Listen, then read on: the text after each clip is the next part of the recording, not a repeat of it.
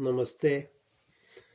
कक्षा 8 हिंदी साहित्य आदमी और खच्चर। प्रश्न संख्या 138। कुछ देर रुककर ओलों की उससे भी भारी बौछारें संध्या तक आती रहीं। समझ लिया मेट शेर्स पार्टी को लेकर दर्रे तक आया भी होगा तो उसे लौट आना पड़ा होगा। नीचे पड़ाव के लोगों की सूचना गलत नहीं थी। हमारे पहुंचने पर मैदान में बढ़िया घास मौजूद थी, परंतु अब उसे ओलों की 7 इंच मोटी तह ने दबा लिया था। हम चिंतित थे, भूखे खच्चरों को क्या दें। सूर्यास्त के घंटे भर बाद हमने जमा हुआ पैराफीन जलाकर राशन गर्म किया। खाकर सर्दी से बचने के लिए रजाई के थैलों में हो गए। भूखे खच्चर अपने तंबू में हिनहिनाकर चारा मांग रहे थे। रात तंबू पर आहट से बर्फ गिरने का अनुमान होता रहा। सुबह उठकर देखा कि रात में काफी बर्फ पड़ रही थी। मैदान में बल्लम गाड़ने पर 1.5 फुट तक बर्फ में धंस जाता था। मैदान के चारों ओर ढलानों पर भी काफी बर्फ जम गई थी।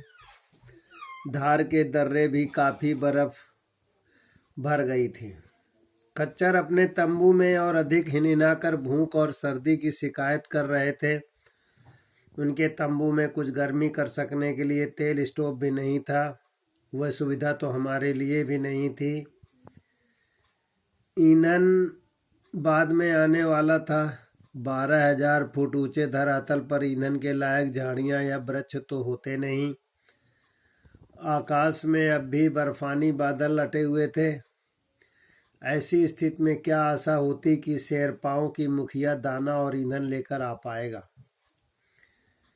दोपहर से पहले ही फिर बर्फ गिरने लगी। कम ज्यादा सांस तक गिरती रही। हम समय काटने के लिए कुछ चट्टानों पर से बर्फ गिरा उन्हें खुरच कर देखते रहे, परंतु काम तो कुछ हो ही नहीं सकता था।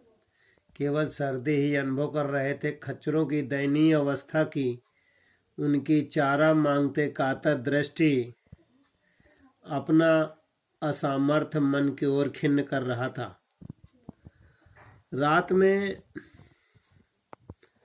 और बर्फ पड़ी। दूसरे दिन सुबह भी बर्फ गिरती रही।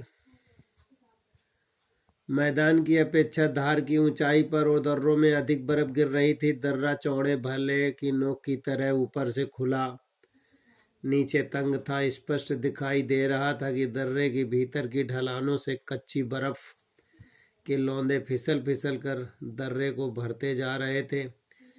तीसरे दिन रजाई के थैले से निकलने को मन न चाहता था। उस ऊंचाई पर विरल वायु में मामूली हरकत से भी सांस फूलने लगती है। शरीर की शक्तियां सजोए रखने का ध्यान रखना होता है। तीसरी रात भी बर्फ पड़ी। सुबह भी बादल बन रहे थे। सर्दी का क्या कहना। थर्मामीटर 0 से कई अंश नीचे था। पूरे कपड़े पहने रजाई के थैलों में लिपट कुछ पढ़कर समय बिताने का यत्न, परंतु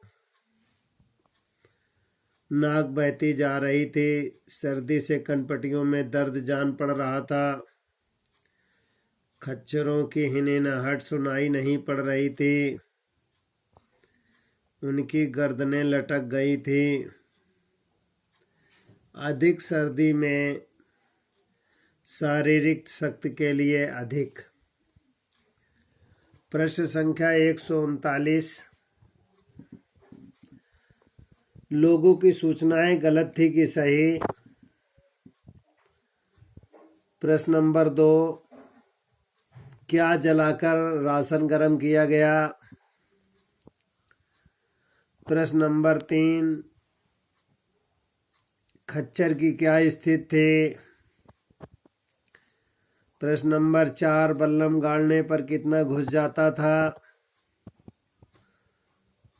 प्रश्न नंबर 5, 12,000 ऊंचे फुट पर क्या झाड़ियां होती हैं। प्रश्न नंबर 6, समय काटने के लिए हमने क्या किया। विद्यार्थी लिखेंगे और याद भी करेंगे।